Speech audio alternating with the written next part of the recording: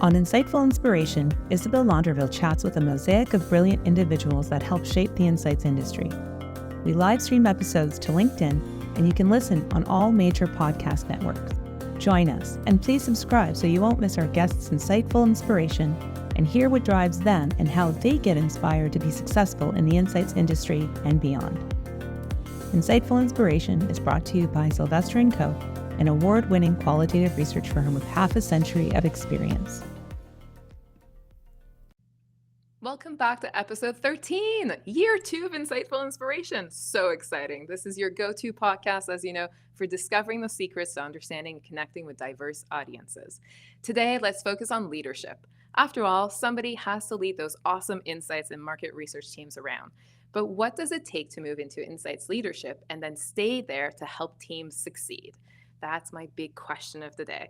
I'm your host, Isabelle Landreville, President and Chief Insights Seeker at Sylvester & Co., where we've been dedicated to understanding people for 5 decades. That reminds me to remind you, please feel free to comment during the live broadcast today as well. On Spotify, you can leave comments as well. Always looking to what sparks inspiration, feedback, anything. I'm always open to it, of course, because I'm a researcher and a quali.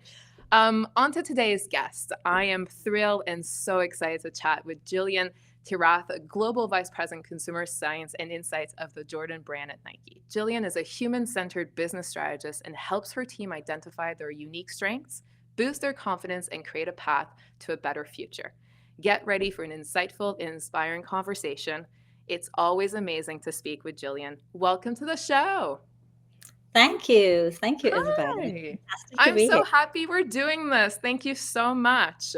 I feel like every time we have a chat, people should be listening in. I've had people on my team even slightly just like walk by my office going, who were you talking to? That seemed like such a good conversation.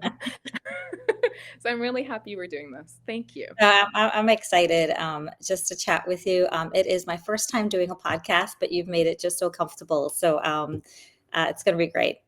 Yeah. Okay. Awesome. So let's get the show on the road. Let's talk leadership within the world of insights, which I think is probably slightly different. Maybe because we're more empathetic by design or because we're researchers by design. I do think it takes a different spin sometimes. So how about you set the sort of table for us and tell us, how did your journey start as a leader in insights? What was the starting point? Yeah, I think I've always been curious by nature. And I happened into this function because someone took a bet on me.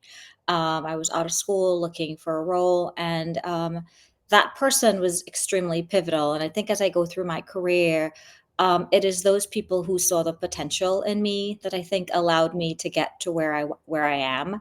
So I think, the word leader is kind of thrown around quite a bit these days. So I think it's important we just define it. And for me, it's really someone who helps others unlock their potential. And we do that by creating the conditions to do that and providing the direction. And maybe there are, a couple of moments really. But the very first moment was, very young in my career, doing quant at a research agency. And I did what I thought was a fantastic project, really robust study. And the client called before we had the formal meeting, and they said, so can you just give me, I guess they were going to a meeting, can you just give me like the summary, like what should we do? And despite the report that I wrote and the detail that I knew, I fumbled. And I fumbled because what I was great at that time in my career was sharing the data and sharing the voice of the consumer. I didn't have a point of view. And I realized that what they were looking to me for was to be a thought leader. And that was kind of the first crumb that said, listen, if I were to be an insights leader, it's not just about sharing the data and being really smart, but it's about having an informed point of view. The second was really about a year ago, quite honestly. So this is, always a journey. And we were working, when I was at Nike, and we were working on a project that could somewhat be polarizing. And my team, we scurried into action. We did an amazing study again. And as a leadership team now, we're discussing the voice of the consumer and what the data is saying. And the president of our group, he said, so Jillian, what do you think we should do? And I kind of shared the voice of the consumer. And I knew it was very polarizing. So my safe space was to share the voice of the consumer. He says, no, you've now heard around the table and you know the voice of the consumer. What do you think we should do?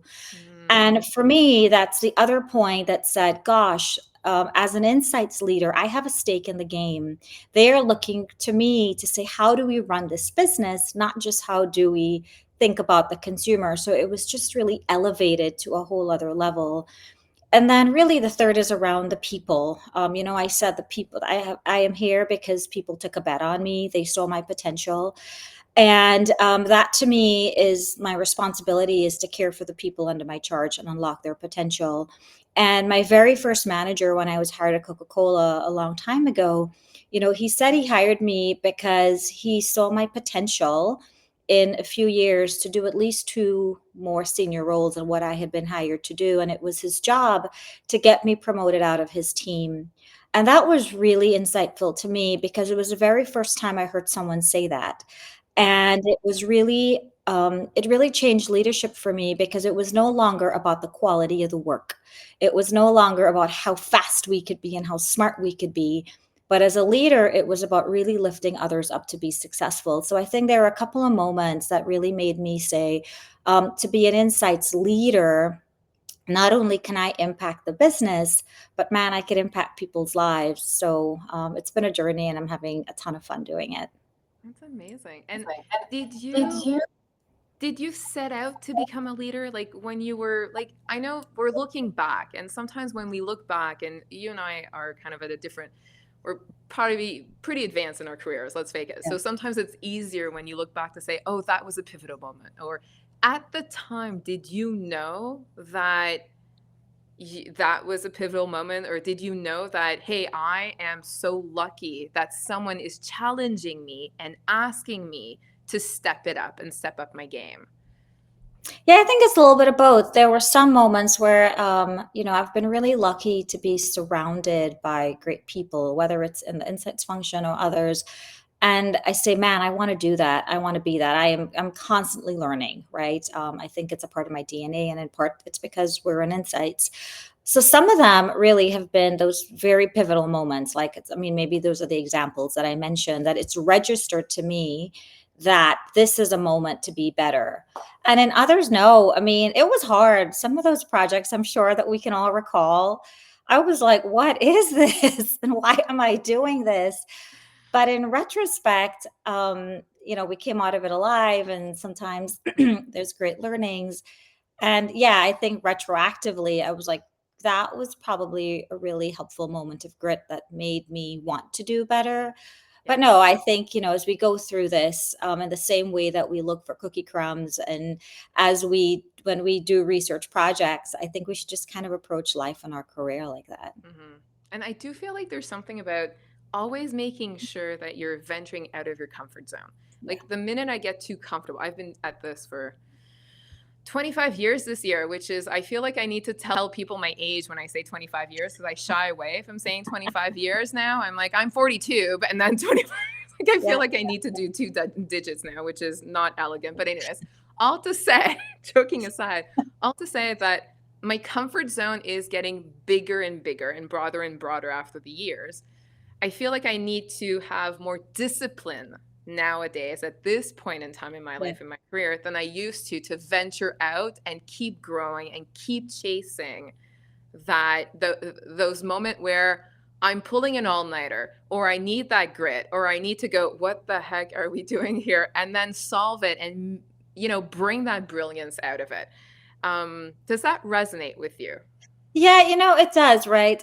But that's kind of what life is about, right? Mhm. If we are not pushing ourselves, those coming behind us, like, why would they ever take a bet? Yeah. I think as women, especially, we sometimes have this imposter syndrome, like, why am I here? What am I doing here? Does anybody even know that I'm here? And I've had those moments where people have said, like, I'm looking at you. What you're doing makes me want to do better. And so it's not just on me, but it's my gift to them, right? Like, if I don't step out, and I talk about a lot of things. I talk about equity for women. I talk a lot about working parents and how do we make the workplace more adaptable to that. But if I don't step out and live what I'm saying, and that's uncomfortable because we have gotten here um, doing things a particular way, and it's easy to talk and not walk the talk. So yeah, so no, I think I think you told me recently it's kind of a position of privilege to be able to do that. So that is not lost on me. But yeah, absolutely. I think that's part of the fun. If we keep doing the same thing, like it gets kind of boring after a while. Yeah, we're curious by nature. So I feel I'm always curious about something else or something different or how is it different? I do though sometimes like we were talking about thought leadership and having a POV and being in that room and having, a C-suite level person say, "But what should we do?" Yeah, Which is a I feel like that's a milestone in one's career where you go, I've semi-arrived. Like, I feel like there is champagne to be drunk that night. I feel like it's success and manifested in certain ways. But um, I'm thinking of the people on my team that are maybe sort of want to set out a career in this, or yeah, maybe are earlier on in their career. What are some things or words of wisdom that maybe you and I can share to make that happen so they're not waiting for someone else to ask them the question? yeah. How do you earn the right or position yourself so that that question does come to you? Yeah, that's a great question. And I kind of look back, maybe two things. I think the first is as a leader, like you don't have all the answers, right? So you have to work with your team and their teams. And some of the most brilliant people I have worked with is they've raised their hand and they've said, "Hey, I want to be a part of that," right? So, and you say, "Yeah," you give them a shot, right? Because more hands and more minds are almost always better than one. And there's a gentleman I think about who was an analyst, and he said, "Hey, I want to learn how to storytell and how do I, show my data better." And one, he learned. Two, he brought me new ideas without being asked. And when we did work together, I was like, man, like he's teaching me things, and therefore, he stepped up on his own without being asked. I do think as leaders, though, we do have to cultivate that environment, right? Because it's not easy. It's not lost on me, how complicated it is. You just kind of want to get your head down and stay out of trouble. But I do think you have to raise your hand and say, "Hey, I want to get involved. I want to speak up." And maybe the second thing is we talked about getting out of our comfort zone. I feel like Insights now is such a multidisciplinary approach. It's no longer the quals, focus groups and the quant surveys. And I feel this ability to say, I might be good in one area. I want to partner with someone who's doing something in another area, not only elevates your work, but it gets you doing something that's different. So I really think it takes a lot of initiative. It takes this curiosity to be better. But also, it's not lost on me that you have to be in an environment that fosters that. So I think it's a two-way street. Yeah. I do think I think you also need to be brave. I love working with people on my team and leading people who are very self-aware, have a strong sense of self. Maybe it's because it's qualitative also as a moderator, as a researcher. When you're moderating, you need to be very self-aware to be a good moderator, a good quali. But I love someone who is brave enough to just raise the hand. Worst comes to worst, it's not that time, it's the next one. But at least I find that it makes my job easier as a leader as well, because now I know what their quality of life is, where they want to go, where they want to grow. And then I'm like, okay, that works for you. This is where you want to go. Let's figure it out. Let's work together to get you there. If I have someone who's kind of vanilla and doesn't want to fail and is just kind of, and I get the environment you're saying, but if I have someone that just won't raise their hand ever, never wants to stay, like just won't be brave enough to raise a hand, I find that difficult because then they become a research project. Then I'm like, okay, what about you? I feel like I need to go and figure out and probe and sort of figure out what they want to do and where they want to go. Because yes, there's moving people outside of their comfort zone, But at one point, if that's not what they want to do, then no one wins, right? Yeah, I feel like there's an and to that. So the and is, yeah, I get it. There are some folks Yeah. who are super comfortable and they love being an expert in their space. And like, hey, that's it, right? We can't force someone to be something that they don't want to. But this notion of unlocking potential is, I just want to give a shout out to the introverts in the room. Like, everybody comes to work with a whole bunch of like different baggage, right? And some people want to do amazing things, but they've conditioned to not speak up. And I think, to your point about being empathetic, if you're running a focus group, we are looking for that quiet person to say something, because chances are they have something really powerful. They just haven't found the gumption to speak up. And sometimes I do think as leaders, it's on us to ask, to probe, and to find room for them, because how they show up at the party might look a little bit different to the extroverts in the room. Yeah, do not praise them in public. Do not ask. Like yeah. And I find I don't know why, but I do find introverts to be magical beings, and they do make really good researchers, by the Yeah, way, and yeah, qualitative researchers. So yeah, yeah, I do think you're absolutely. onto something there. So, If we well, move, Tom, can I ask you a question? sure, go for Back it. to that point, as you thought about yourself transitioning from a researcher, maybe that person running projects, Hmm. to, I mean, your very esteemed role right now of being a leader. What was that experience like for you, and what would you tell your younger self? Ooh, such a brilliant question. Okay, so I think you have a loaded. Okay, so I think what comes out of what you said, which resonates with me, is this notion of, and Simon Sinek actually talks about it quite a bit. This notion of leaders eat last. This notion of I'm of service. Like I never leave the office without saying thank you. Like I don't say have a nice evening. I say thank you. There's something about I get up every morning with the privilege, and it's a real privilege that I need to earn every single day to be my team's leader. Because I've also over the years have lost that privilege, and I know what the feeling is. And I know at one point there's just so much you can do. If the person doesn't want to sort of follow your lead, then you cannot lead Right. them. So I think it's a two-way street, and it's a relationship. And you do have to navigate that very well and be attuned to it. And it's a two-way street. So I'm very sort of cognizant of that.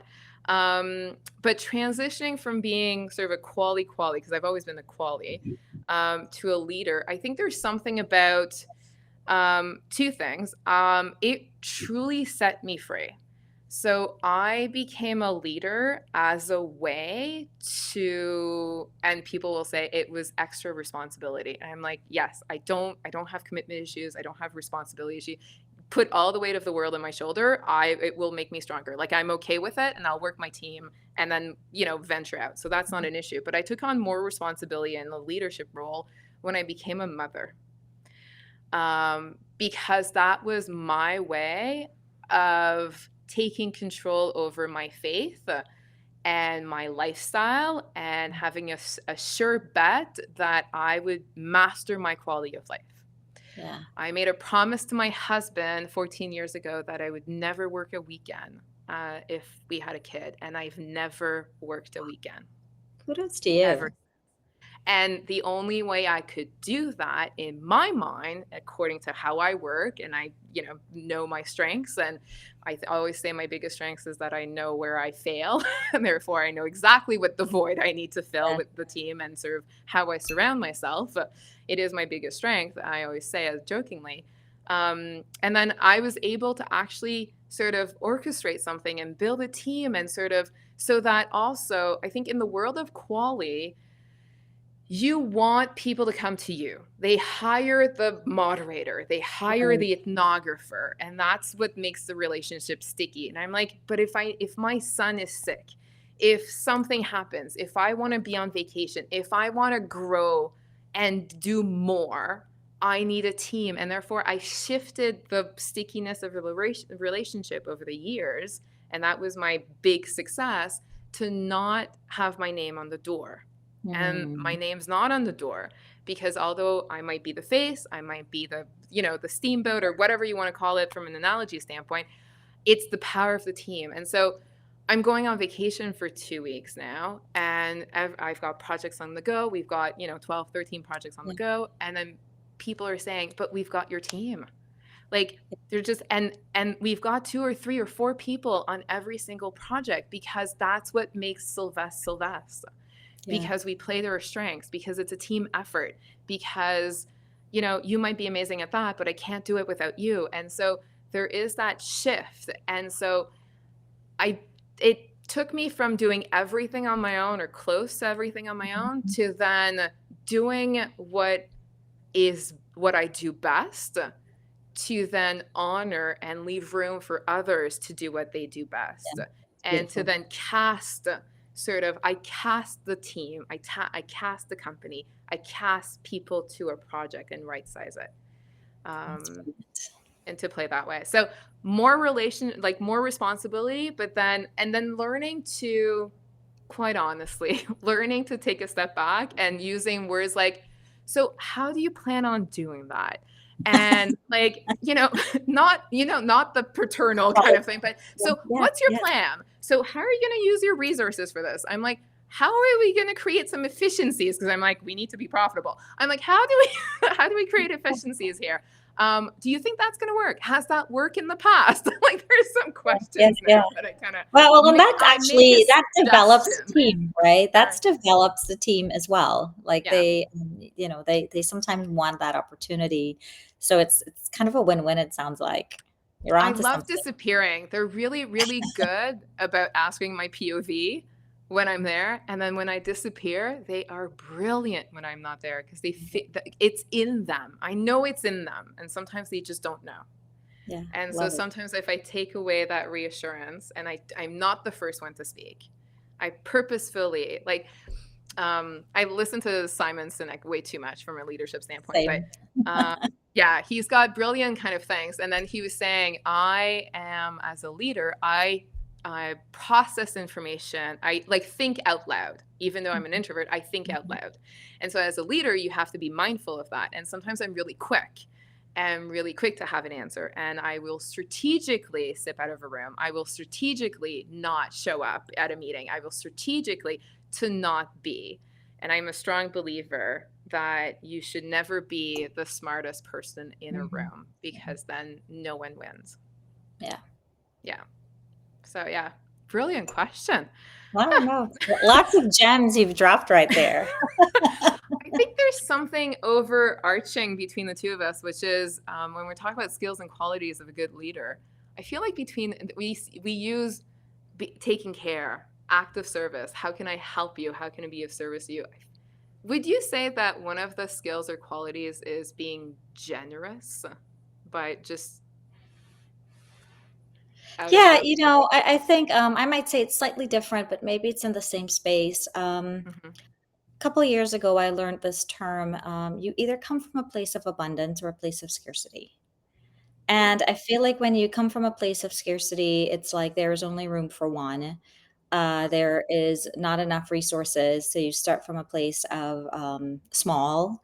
And I was introduced to this notion of coming from a place of abundance. Like, you'll eventually figure it out, and everything is somewhat limited, but there is space for everyone. That is something with the Simon Sinek that I have held on to, which is like the infinite game. I do think that there is room for everyone, and you see it in industries, right? When your competitors or others, and it's not a popular opinion, are also doing well, the entire industry rises, because it means there's more relevance. When you create space for more, there is more rich ideas. So generosity, absolutely. I think starting from this place of abundance is really helpful, because it says that there is room for more. And eventually, when you do have to scale, you haven't started and run with a small idea, right? You have allowed yourself a little bit of time and space to let things flourish, so then you can pick from the very best, as opposed to just picking the very first. Interesting. Yeah, Yeah. I think that makes a lot of sense. You're talking about leadership is synonymous with this notion of unlocking your each person's potential. Yeah. And so what strategies would you have or you could care to share to foster creativity, innovation, to really unlock that potential in each team member? Yeah, there's a couple of things. I learned this quite by accident, if I'm being honest, and it's coming from having run relatively small teams. And as I've gotten bigger teams, I think the same principle has applied. Centering first on the challenge. So, when you start from a place of, I want to run a survey or I want to go talk to consumers qualitatively, or you start from the methodology, um, like you get stuck in the methodology and you get sometimes get stuck with the experts in the methodology wanting to show you how expert they are. What I found was, and this is during my time at Coke as well, when I led not just insights, but strategy and product innovation, you were trying to solve for a business problem. So I feel like when you center on the business challenge, um, you have to change how you work as a team. You have to work as a squad when possible. You obviously have to assign a leader to that squad. Hmm. And I'm big on briefs. Like, what is a business challenge? How are we going to approach it? What does success look like? And then obviously, whatever is leading would tend to be the kind of to the forefront leading that squad. But I think a squad approach really helps to drive stronger teamwork. It really fosters this notion of cross pollination of ideas because as a leader on the back end or during the process, I am looking to poke holes, not for poking holes, but to say, is something telling us something different? And how do we put these two divergent thoughts together? And that usually breeds a creative approach or a deeper understanding of what the onset is saying. Um, I think the second thing is, just working with a variety of partners and agencies. And what again, having, run small teams in the past, small team, and we had to work with partners who would be our extra arms and legs to get work done. And for the really complex projects, said, look, I'm going to hire agencies for the area of expertise. Like a lot of agencies can do a lot of different things, but like, what is your area of expertise? And then what we do is say, okay, for the large complex projects, it was around, we got to work as a consortium for the greater good to answer the bigger challenge. Because when you have a smaller team, or it's by myself and I'm running a bunch of different things, like I need folks to work together. And those are some of the very best projects because one, I think you get working with folks who want to do great work, two, who want to learn. And honestly, what I have found is out of some of those situations, those agencies actually went on to work together outside of work with me. Because I Amazing. think they found the greatness in each other. And I mean, obviously, there's, IP and everything else that you protect. But I Mhm. find that to be a little bit disruptive to the industry, but hugely helpful when you're on the client side. And I think agencies who have that same mindset are up for getting bigger projects and doing better work because now they've extended their ecosystem. And then, really, the third thing is a little bit about what you were saying about your team and extraditing yourself. Look, when you're on the client side and you are spending a lot of time on the business with your business peers trying to solve business problems, I certainly try to stay on top of what's happening innovation wise and insights, but I don't know it all. And I really found that the deeper you go in the organization, the closer they are to like what's happening and kind of back to this notion of a project brief. Once we've landed on the methodology and we believe it's robust enough and we want to try some things, like let's go for it. Because at the end of the day, our clients, like they're interested in our approach, but like that's on us, right? That's totally on us. They just want the best outcome. So I just really feel it's like empowering the team. The person who I mentioned who raised their hand has taught me a ton. They've done some really unique things. And so I think innovation and creativity comes from the team. Again, it's my responsibility to foster it in a really responsible way. But yeah, that's it. I mean, I think to be creative, you have to approach things creatively. Of course, Yeah, everything's an opportunity. Yeah, exactly, exactly. everything's an opportunity to either solve a problem. I think I might solve problems that don't exist. That's how creative I like to That's a be. problem, but yes. Yeah, I need to disappear sometimes and go on vacation. Um, I think there's a lot of things in our discussion and throughout our discussion that sort of have shed light on how we define success Yeah. as leaders in this insight function. I think there's this notion of having someone raising their hand. I think the other thing that we heard is this notion of learning from someone, even having two agencies move on and really working together and keep that relationship going. I mean, if that's not unlocking their potential, I don't know what that is, Yeah. which is amazing. Are there other signs of success or other ways that you define success as a leader in the insight Yeah, function? I feel like in a world where everything is very quantitative, and I see, like a lot of my marketing colleagues and CMOs with performance marketing, like it's here, right? So I think, strategically, it's sometimes tough for functions like ours to define success. But look, I am really big on actions. Having my past experience, um, working on the client side, like insights is served as a vehicle to either empower the organization or to help sell something. Like I'm not selling insights. The insights is foundational to how we do business. That's selling something else. So first off, a part of the standards that I kind of have set for myself and the team is we'll provide recommendations and actions. And when we see those get integrated into whether it's the long term strategy, into a business decision, we count that as success, right? So we have to understand the business in order to be able to say, were we successful or not? The other area, like a lot of times, like from an analytics standpoint, whether it's like marketing mix modeling, concept testing, A/B testing, all that good stuff is, we want to see if the recommendation was taken into account. And then if there was accretive profit and revenue coming out of that recommendation, we then tie it to, okay, we were a part of that based on a recommendation, which is why I think, back to my very, very first point, like having a point of view and providing direction is so extremely helpful for this function. When we do dashboards, right? My teams would be like, X person was on the dashboard, or they check the reports every week. And that's less about like monitoring Big Brother. It's more about these tools we're developing. Is it being useful? Are people clicking into it? Are we seeing increased usage? So I think that's a part of the quantifying. Are people using the insights, or are they sitting on a shelf? And I think, which is more aspirational. I have seen others largely in the analytics space actually tie a rate of return to their expenses Mm, as a function. And, to me, that's next level. And it yeah, requires, you talked about discipline and stepping out of your comfort zone. And when I think about my next, that is something that I want to get after as a leader as well. How do we begin to quantify the rate of return yeah, on the insights investment? Maybe less so than capital investment, but I think it's going to be really imperative for this function, especially kind of given the current economic situation.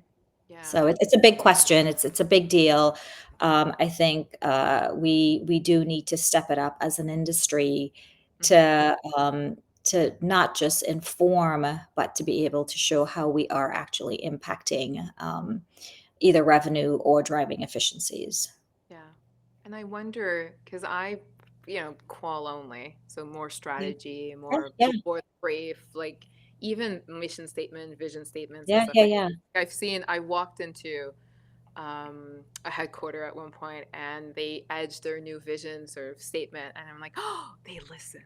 Like There I saw you one of the go. words that like I recommended. I'm like, oh, There you it's go. beautiful to see that. But every Yes. time I get a brief though, when you get a quant brief, you do have action standards and Yeah. that sort of portion of the brief is kind of filled out. When you get a qual brief or qual research brief, and maybe you go at it differently, but usually that has a big, huge NA next to it, which is non applicable. So Is it easier to track success and quantify success when it comes to something more quant driven, more actionable, more tactical than it is strategy and sort of really exploration and sort of profiling and more so that sort of ethnography, anthropological sort of side of things? Yeah, I don't know if it's more difficult. I just think it's different, Mm, right? So, when I think about some deep qual, when I was with Nike and the team did, on growing a woman's business, very upstream, right?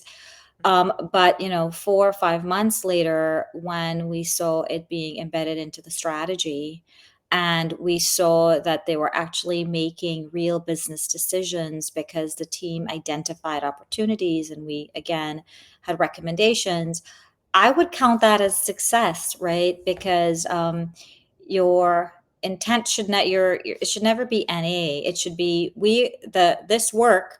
If this work isn't done, we will not be able to define the mm, strategy. If this work isn't done, we will not be able to identify our consumer targets.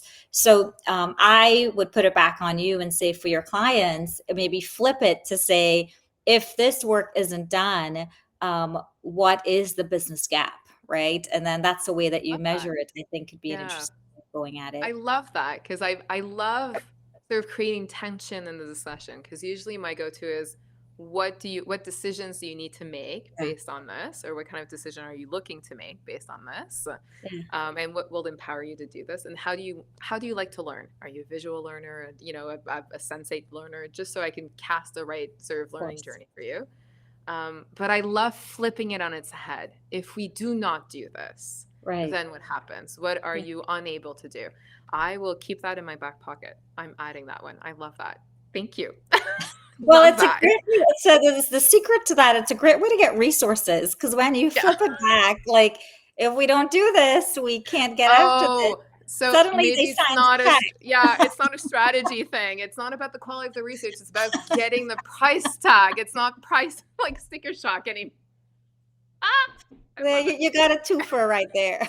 Yeah, there you go. A selling tactic as well as perfect. I love it. And we talk about leadership in insights, which I think is a different take on it, has a different definition. I think we've talked about that at month. What are some of the misconceptions from your point of view that exist about leading an insights team? Yeah, and it's misconceptions, and I think some of them are my pet peeves, so, I'll let you direct me accordingly. Um, Insights is not an enabling function. I think organizations say they want to be consumer centric, and therefore we are foundational to becoming consumer centric, which means we have to get a seat at the table. And I do think that that is earned. The examples I shared, like, you do have to have a perspective. If you come at it saying, I am building data capabilities, or I'm building a data strategy only, or let me do great ethnographies for you and then leave you with some videos, like, that's enabling, right? But I think if we are clear on the role of the insights function, which is to ensure that we are driving consumer centric strategies, we are not an enabling function. We need a seat at the table. And I say that not just to be included, but I mean, this best, from your side, is like, if you don't understand what they're trying to solve for, or if you don't understand the context, it's really hard to deliver something that is helpful. It becomes really abstract when you get a request on the back end of something, right? Mhm. So I would say that we are not an enabling function, but we should actually be integrated into the business. And the second is, like, we are either the provocateurs with qualitative, or we are the data geeks with the quantitative. And like, we don't quite get the business. What we get is like this outside perspective. And again, it's on us as insights leaders, whether you're on the agency side or whether you're on the client side, that we do get the business. And I think if we come in and we ask the right questions, insights in the past used to be retroactive. It was a little bit long. But I think if we are seen as business leaders first, like, we care about the business, we understand the business levers, and our business acumen comes through really strong, we're not seen as the data geeks or the provocateurs, but we come at it with solutions. So that's kind of my two either pet peeves or Yeah. I believe are misconceptions about leadership in the insights field. Yeah. And I would echo that in saying I think it's an exciting time for Oh, insights. yes, yes, More so than ever before. Maybe because I'm more of in the leadership role now, which is serve more, but we are getting a seat at the table more and more yes, than ever. I think the yes. business side of things and sort of having that business acumen and sort of it's not just about reporting back. They said this. It's about so what, now what, and what's your POV? Put it in the context Mm, of. And I love, like, I've had some clients for 20 years. Like I've had people just I've been their go-to quality for like 20 years and it's been really interesting for over the 20 years because I've got so much context. And now to the extent that if I'm brought in and not provided the context, and I don't know if it's because now I'm not a doer as much as I'm a leader and serve a bit more hands off. I don't know exactly what it is, but I feel like if I don't have the business context, I it paralyzes me now.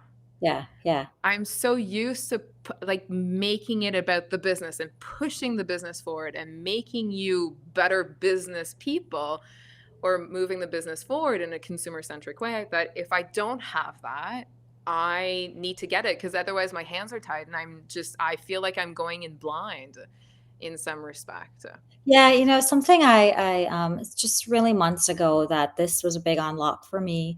Um, a lot of businesses are going through challenges, but yet still they're asking insights folks to step up and like what's happening with the consumer, be honest, be brave. So I asked a senior leader the question, so how do we do that in an environment that is becoming more constrained, right? Because it's hard. And the feedback was fantastic. It was, don't just be the provocateur. So if you have identified a gap or you've identified a challenge, because you know the business context, bring solutions, right? Mhm. So I feel sometimes my experiences, especially in the quality space, it's amazing because we get deep with the consumer and it's really great to point out the gaps. And that is a part of our responsibility. I think how we do that has to be done responsibly. We always have to have the voice of truth, but do it in a way that either helps folks accelerate the strategy, help folks, redirect so they can achieve the strategic intention. So that was just another insight for me. As much as we say we want to be close to the business, we also have to deliver the insights in a way that can be consumed by the business. Because if all people are bringing our problems, after a while, like nobody wants to talk to the insights person, right? That's just a human insight. It's just the truth. No one wants to have fun with that person. I always really like in a back room, when you're in a back room in focus group and then someone says, can you ask them that since we have them? I'm like, do we really want the answer to that question? It's like sometimes it's like, are you going to do something with that answer? And they're like, Yeah. no, probably not. So let's just not ask it. Yeah, I'm well, like, and if even it's, in that well, it instance, depends right? on the Like, context, but yeah, like maybe we should, but then it's like, okay, so here's now what you do with that, right? yeah, Yeah, exactly. I think yeah, there's something yeah, interesting there. yeah. I think another topic that was sort of, as we were sort of chatting, is the notion of loneliness at the top.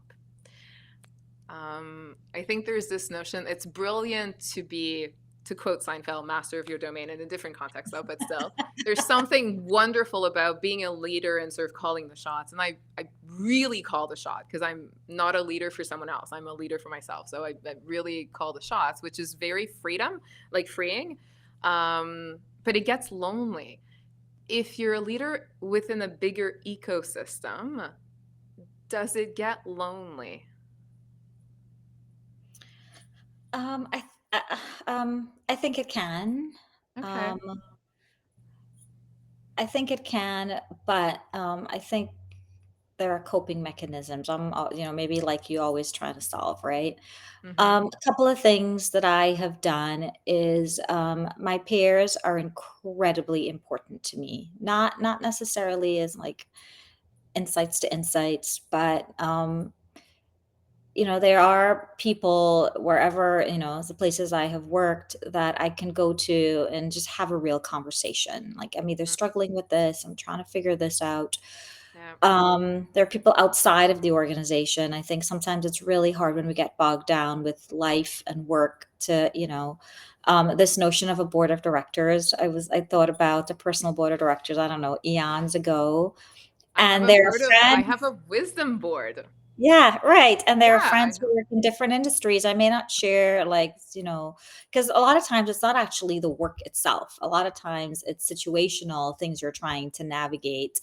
And they've been amazing, because they have external perspective, but they also know me well enough. Yeah. So I do think that, yes, it can get very lonely at the top, if you think you have to solve it by yourself. So I think just being open and maintaining that, you can call it personal board of directors, peer group. Um, I think there's two other unlocks, but you have to be willing to be vulnerable. Mm, Some of my direct reports, I have built relationships with them. It's not a preference thing. It's just, over time mhm. you've built that trust because you've been in the trenches together, and just have a real conversation. Like, what are you hearing? What are you seeing? Like, how can I do this better? I'm trying to solve this. And usually, those direct reports, there's one person I could think of. He was actually the person on the team that people would go to and say, "Gosh, here's how I'm feeling. I don't know how to tell Jillian this." And he never betrayed anyone's trust, but he was the heartbeat of the team. Mm, And I trusted him so much because I could talk through solutions with him, and he would just be like, "That's not going to work," or like, "Here's how you want to think about it." And I love that. And then, quite honestly, even like lower down in the organization, when I worked at Nike and I would be at the office, there was one person who came in super early in the morning, and I was there. I was traveling for work, and I would be there. And it was the best conversation because we could just talk like two people, right? It was, I don't know, like 7 in the morning. There were no like hierarchies. And just chatting with that person just kind of gave me a sense of where he was at, where the team was at. So I think it can be lonely at the top. It does sure feel like that sometimes, but I don't think it has to be lonely at the top. I mhm. think there's peers up and down the organization, and mentors. Right? I've had a mentor for almost, close to 20 years, Yeah. and I text that person, and as incredibly busy and important as they are, like, he always shoots straight with me. Yeah. And so, but you got to reach out, right? I think that's the same way we're expecting those on our teams to raise their hand and Yep. say, "I want to help." I think we got to raise our hands and say, like, I need a little bit of help. But I've been Yep. blessed to have had an amazing group around me, and sometimes it shifts, right, depending upon the season. Mhm. But you have, just like friendships, you have to work at your friendships, right? You have, Of so course. you're not lonely. You have to work at that ecosystem that kind of keeps Mhm. you sane. Yeah. You need a village. You need a Yeah. village. You Yes. need Yeah. a village Huge to do one. pretty much everything. Let's Yeah. face it. Yes. Oh, Jillian, this is such an amazing discussion. I'm sure we could go on for hours and hours Forever. because, yes, because, and people, I mean, people will provide feedback and whatnot. If there's something else that, if there's a follow up, I'm sure they can reach out to us. They can give us a Yeah. topic. I'm sure we'd be more than happy to explore We another can talk topic. about anything. We can talk about anything. I think it's the longest we've talked without you saying the word brave, though. You're the one person in my life that uses the word brave just normally in a normal conversation. And I have to say, you're up on a pedestal as a result of it. I love that. Well, thank you. I did not realize that, but I Yeah. thank you. You're very kind to Yeah. say that. It's in a very natural way. Like you just need to be brave and just I was brave enough. And it's just like an action verb. It's like a thing we do. Like, just be brave and go on. And get up in Well, the I morning, think, be brave. sometimes you're presented with opportunities in life, right? And like, you just Yeah. gotta go for it. You just I really have know. to go for it. You have Uh, to jump, you have to leap. So there's this fun thing I like to do at the end of like every single podcast. And this is the inspiration from this came from I collect coffee table books, and it came from a coffee table book that's actually right behind me. That's called 200 Women. Um, okay. And they went around the world and asked the same 5 questions to 200 women. And they got different answers, which I think from an ethnographer kind of quality perspective, perfect research, I'm right? And very sometimes you intrigued. look at it. Yeah, I'll send you a copy. I love that book. Anyways, and it's wonderful. And the photography is great. And it really heroes the 200 women. And there's like Hillary Clinton all the way to someone no one would ever think Yeah. would be in this book. So it's really amazing. And so coming out of this and sort of having a French twist, because I speak French and I'm very French in many ways. Bernard Pivot had this amazing 10 question thing that was you're probably remembering sort of the Actors Studio. So no, I'm not going to ask you your favorite swear Thank word. you. I'm sort of not going to do that, but I'm asking the 4 questions to everyone that comes on the podcast Okay. because I think they're kind of interesting questions. So let me ask you the first one. The first one is, what profession other than your own would you like to try? I would say off the top of my head, a private chef. I do feel like I am like that at my house though. So maybe Yeah. it's a cheat, but really I feel like my creative outlet is cooking. It Hmm. came from my mom and a lot of my cousins. But I love to cook. I get a cookbook and I cook from beginning to end. I Really? love to try different recipes.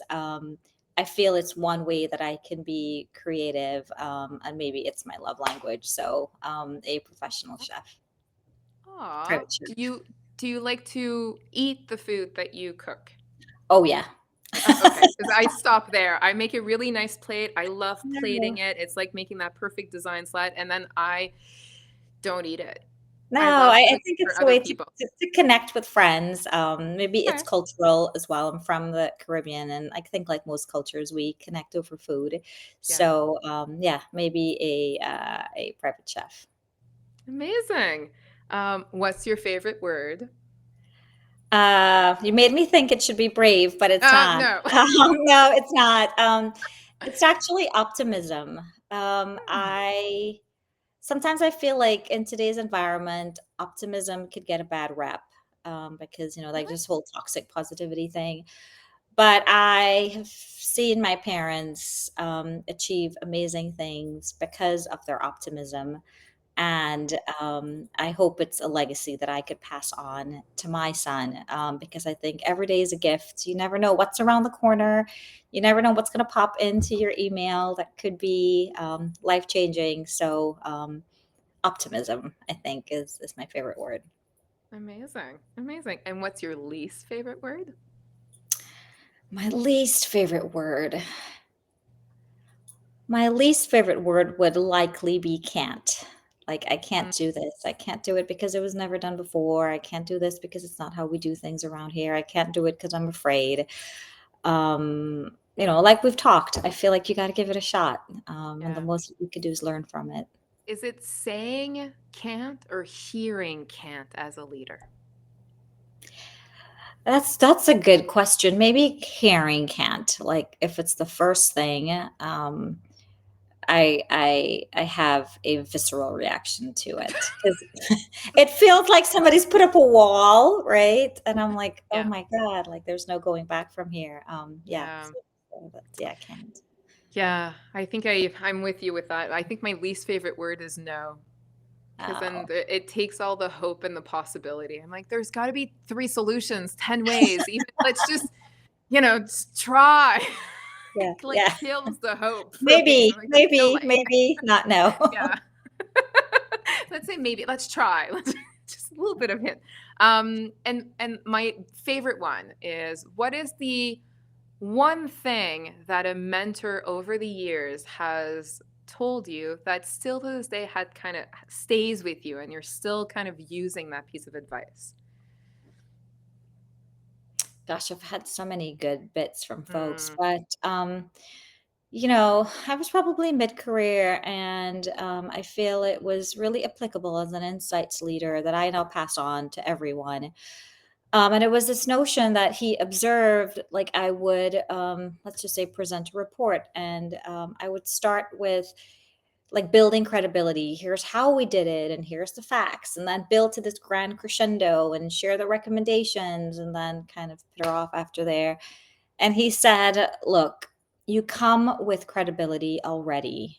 State Mhm. your point of view, state what you've seen and heard, and then back it up with a couple of facts. Like, one, people don't have the time to like go through your analytical process, right? So I love direct feedback. Two, what happens when you go through that? Folks want to chime in because they're engaged, and you wander everywhere, and sometimes you don't land on that great recommendation. So, I guess that feedback is, and it's probably consistent with our conversation, like start with the point of view, start with where you want to center people, Mhm. give them the supporting facts so they can now come along the journey with you. But don't feel like in every interaction you have to build credibility. And I think what he was telling me was have confidence because we have confidence in you. Yeah. Yeah. And I think that's even truer as a supplier. Like you won the bid, you proved yourself as to do this project. Now just do it.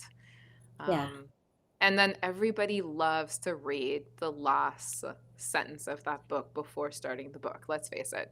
Yeah. So I just don't bring feel it to the I'm. front. Just bring it I'm to the like front. just, yeah. I've had D&I like training, so I don't use the phrase anymore as often as I used to. But I used to start my research and say it's a good news story, or people we need to like. I'd even say it's a bad news story. Like I Yeah. literally give the Yeah. tone and set the stage. And sometimes some people are saying, "Is the boy get? Does the boy get the girl?" Is like